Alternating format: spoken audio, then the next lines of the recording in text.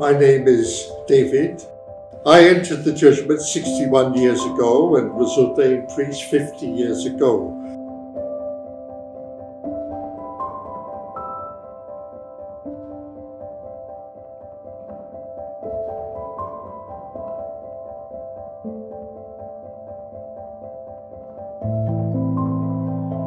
I don't particularly think of myself as a missionary.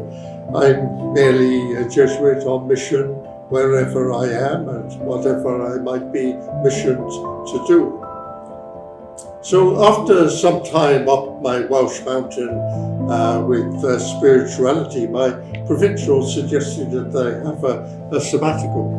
And after a little bit of discussion, I was farmed out to the Jesuit Refugee Service in Asia Pacific for a one-year sabbatical, a sabbatical from which I have never returned, so I'm a great believer in sabbaticals. My first Asian encounter was with a toilet roll on the dinner table of a rather high society family in Singapore. That was in 1992, before there were sky trains and underground in Bangkok.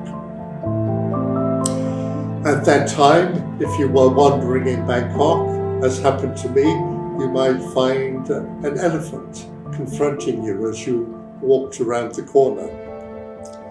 My years with JRS were spent accompanying, first of all, the Vietnamese boat people. This was in Malaysia.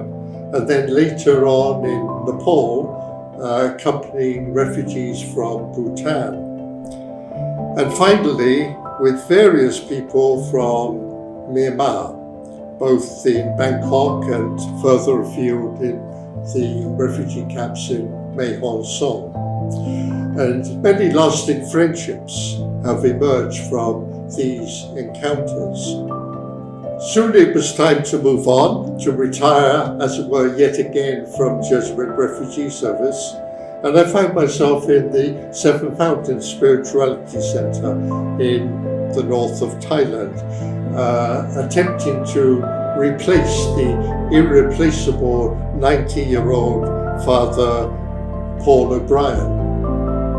And so from being halfway up a Welsh mountain, Môr Mynedfa in North Wales, I found myself at the foot of another mountain, Doi Suthep, in the north of Thailand. What stands out most about my time in South and Southeast Asia is that never once have I felt any sense of homesickness or of being an alien, despite the obvious the differences that there are in culture and religion and language and so on. Somehow I put this down to the patient humanity of the people, particularly the exuberant humanity.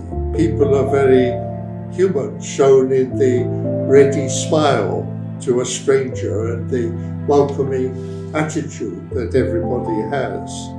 So I'm really feeling myself as being on the receiving end of a very great gift without having to prove anything myself in order to get that gift. So I suppose I am full of thanks for all that people have been for me.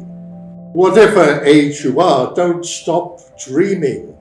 Don't stop dreaming your dreams. Allow yourself to be constantly inspired by whatever new experiences you have. Allow yourself to be re-inspired time and time again.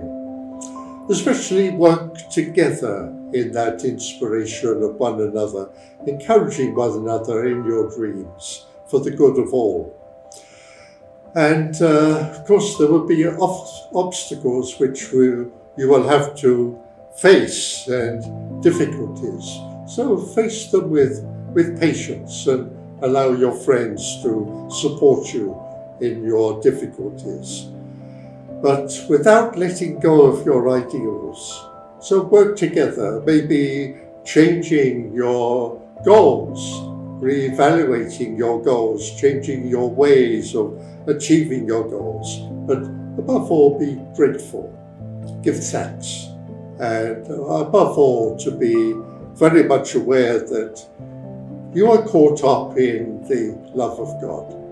You are the product of God's creative love, and God wants you to share yourself, your love, with all.